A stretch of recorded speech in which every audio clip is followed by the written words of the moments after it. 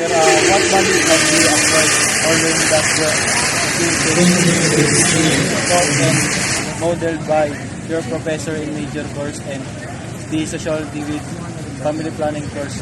How did these values make you pass your previous 3 years and allow you to reach your senior years? How will these values make you understand the criminology professional in the future? Okay, so meron akong tatlong natutunan at least, no? Tatlong major siya para sa akin na talagang magagamit ko sa real life, sa real makoy kung tawagin nga nila. No, ang una ko natutunan is dapat maging knowledgeable ka.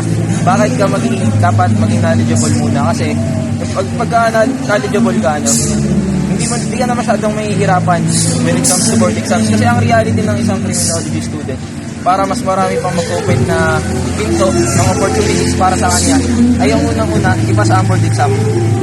Sa board exam, kailangan may utak ka. Kailangan nakapag-aral ka. No? Pangalawa, skillful. Bakit skillful? No? Kasi pagdating natin sa PNP, BFP, BGMP, naghahanap sila dyan ng mga special skills. Let's say, magaling ka sa cycling, pwede ka maging part ng bike patrol. Magaling ka sa motorcycling, sa mga, hindi sa automatic, yung mga scooter. Tulad ng, for example, pagdadrive ng mga manual, clutch na motor. No, pwede kang makapasok sa HPG. Magiging part ka nun.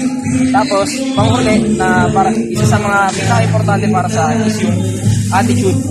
Kasi, ano man ang galing mo, ano man ang talino mo, kung ikaw mismo, yung attitude mo, pangit, hindi ka marunong makisama sa mga tao mo, sa mga nasasakupan, nakakasama mo, hindi magiging maganda yung kalalabasan. Bakit? Kasi hindi lahat ng tao magugustuhan na makasama ka. Tapos, kumbaga, mahihirapan mo yung sarili mo kung hindi magiging maayos ang attitude mo. Napansin nyo naman, di ba? Na kapag maayos ang pag-uugali mo, mas maraming gusto makitungo sa'yo at mas maayos silang makipag-usap. So, ayun yung mga naibahagi sa akin ng mga professor na nagturo sa akin sa criminology. Ayun lang. Thank you, sir. Sir, may natutunan